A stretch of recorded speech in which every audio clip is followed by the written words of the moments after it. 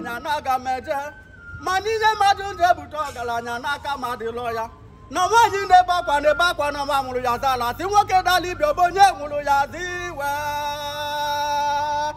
o wee mee ka ọ na-eme m ihe nwa akarịka n'umigbo igbo jedu n'ugwu oje na nganga na alụsị na kwa gị mbe m mmọnwụ akpakpulu bịala bụta alụlụ alụlụ kochelu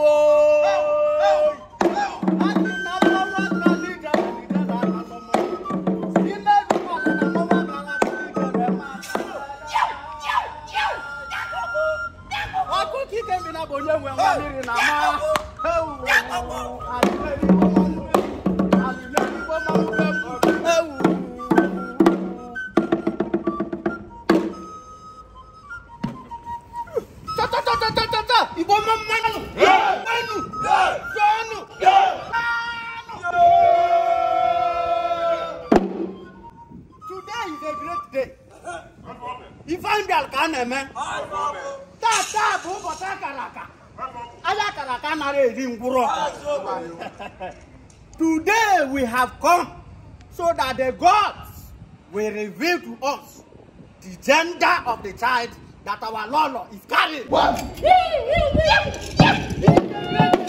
a great day. It calls for celebration. Now we want to welcome our Lolo and the Ndeba Nyamegu.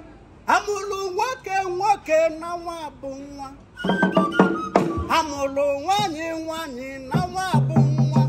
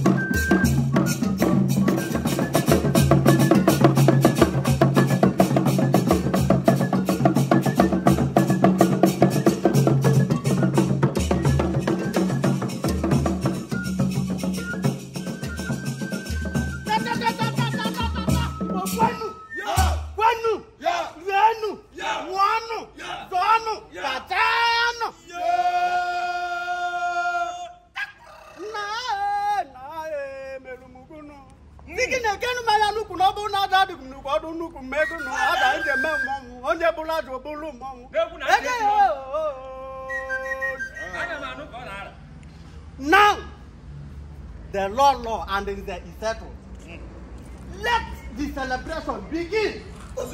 Keep find the paper. See ya potuba. Ne zuru ka heru dene. Akotu onge ka.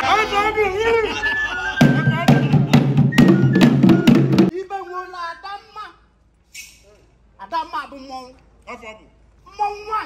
Ibo nwere ụdọ. Ụdọ bụ gịnị? Ụdọ bụ nwoke. Adamma nọ n'ọgbọ. Ụdọ nọ n'ọgbọ. Adamma bịa gote anyị. Ọ bụ na nwaanyị ka lọlọ ga-amụ. Ka emeghe ka a si eme. Adamma na ụdọ ga-agba egwu. There will be a dance contest between Udo and Adamma. Anyone that wins, it means that the gods have chosen the sex of the mattress as the sex of the child.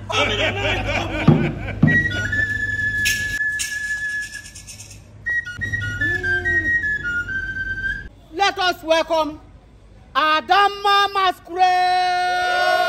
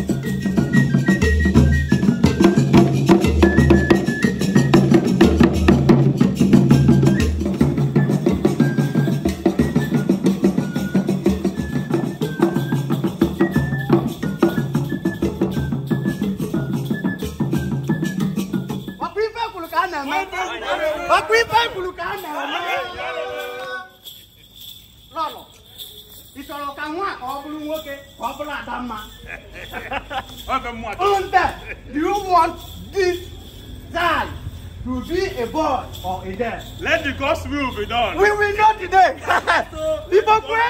Yeah.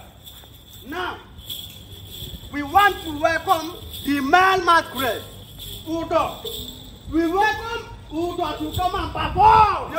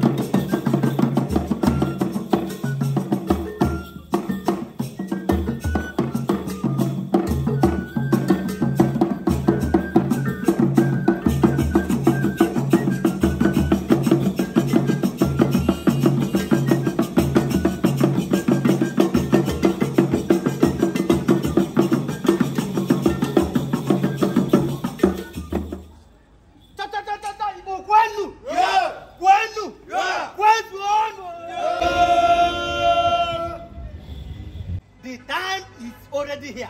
Yes. Unze.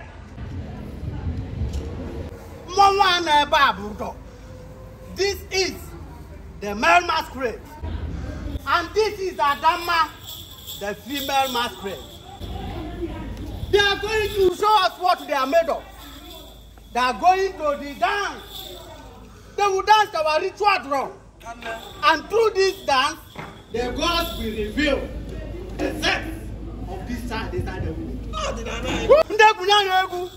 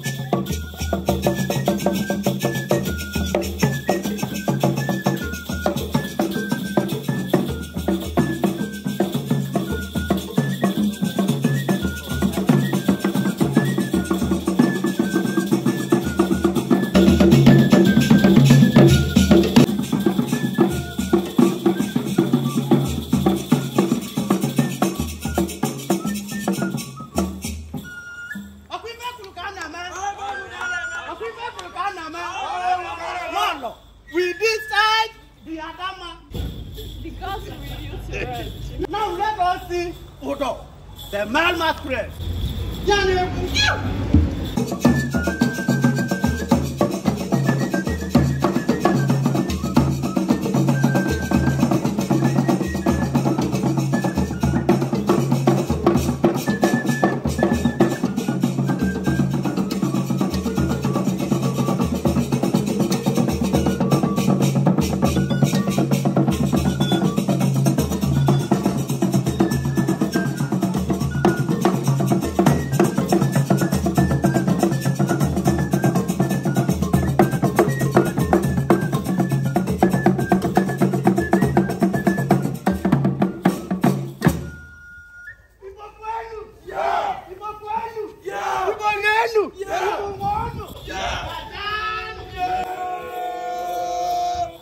It seems this thing is very difficult.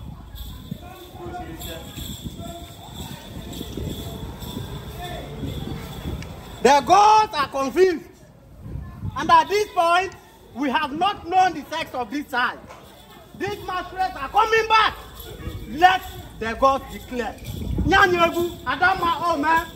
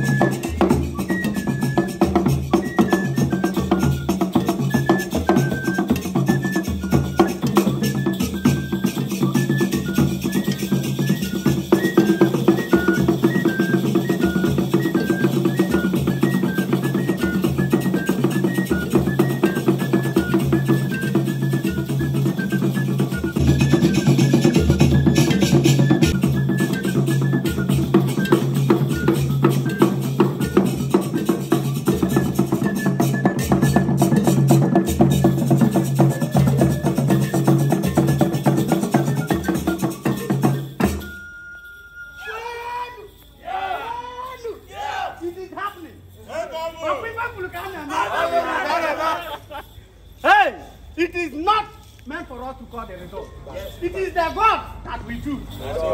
Let Odo come and give us a second dance. Amen.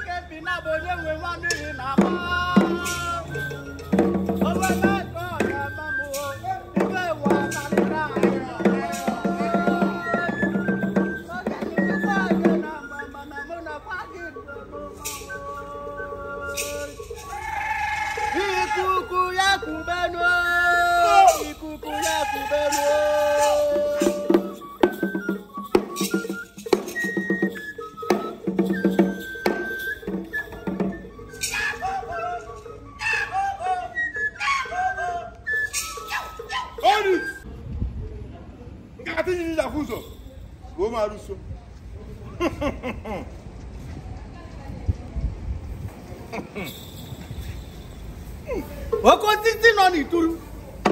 Okubalu ti bende. Me ku wa wa dija.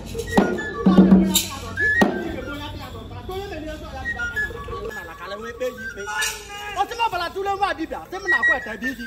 Akwa ko tro pa na bo. O ti me na ko di ba ta. Ezoku. O ti me na ekum na wi yi. Mo ni yi ni ha ba na fa be ezoku. No kwa je mo kuru be ezoku. Oko titi no ni turu. O we ti mo gwa nu bu nke be ezoku. Ibo mamanu. Mamanu. Renu.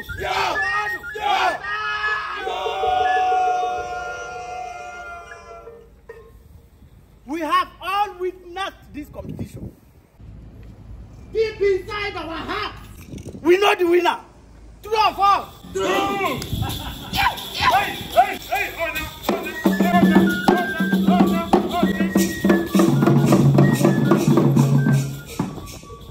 The gods have revealed the sex of the baby.